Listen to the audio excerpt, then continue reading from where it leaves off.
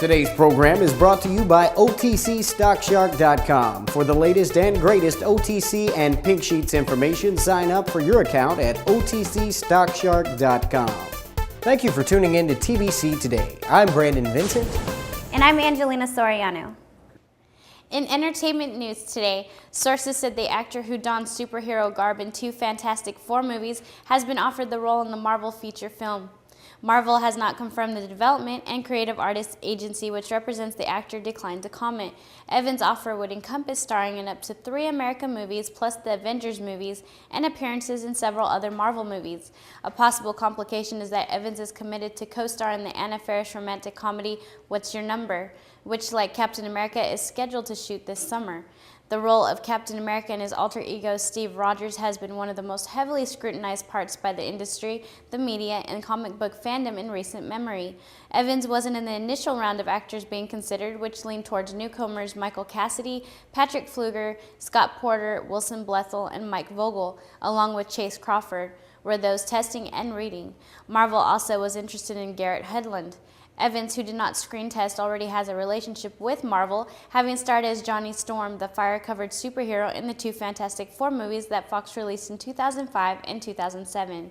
There is some question as to whether fans would accept an actor who played a Marvel superhero just a few years ago, but given that the movies were not well embraced with no one faulting the actors, Evans might have a clean slate with moviegoers as Captain America. Joe Johnson is directing America, which shoots in England. Thanks again, Angie. In today's financial news, the Hollywood Stock Exchange, or HSX, is a web-based multiplayer game in which players use simulated money to buy and sell shares of actors, directors, upcoming films, and film-related options. The technology that drives the HSX is the virtual specialist technology invented by HSX co-founders and the exchange's creators, Max Kaiser and Michael Burns, who were awarded with the U.S. patent number 5960176 in 1999 for the invention.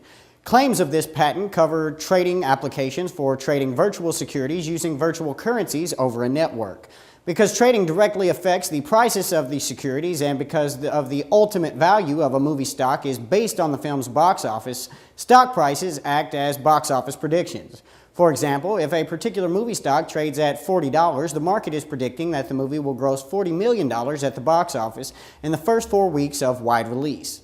In 2007, players in the HSX correctly predicted 32 of 39 major category Oscar nominees and 7 out of 8 top category winners. The Hollywood Stock Exchange is considered a good example of a prediction market. Previous incarnations of the game included a music marker, prizes for top gainers, and briefly a buyout program in which HSX would reward top players by purchasing their portfolios at a price of $1 per $1 million if the player would list their portfolio on eBay.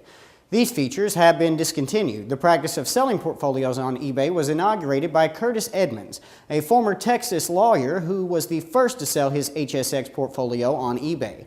HSX attracted some private investment during the dot-com boom and ran TV ads on cable channels in an effort to attract viewers. After the dot-com crash, HSX was eventually acquired by units of Cantor Fitzgerald. Cantor used HSX movie stock prices to assist Cantor's gambling operations in the United Kingdom, in which bettors can place bets on how much money U.S. films will gross.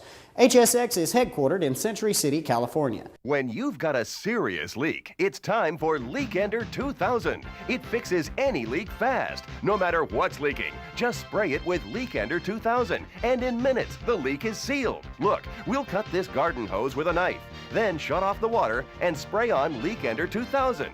Minutes later, the hose is as good as new. The cut is sealed. Leakender 2000 is a unique compound that fills and seals any crack or separation as it hardens. Why put up with gushing gutters, dripping drains, wet windowsills, and rain-soaked RVs? Leakender 2000 stops all those leaks, and it's yours for only $14.95. Call now and we'll double your order. We'll send you this giant-size can at no extra charge. Order now. To order, have your credit card ready and call toll-free 1-800-936-0300 or send check or money order for $14.95 plus $5.95 shipping to the address on your screen. Call 1-800-936-0300. Thank you, Brandon. In fashion news today, This spring, H&M's accessories collection includes a new gimmick, fake glasses for $15. It's not surprising that for spring-summer 2010, edgy budget labels have started shilling sham specs, once restricted to hipsters who crave smarty street cred.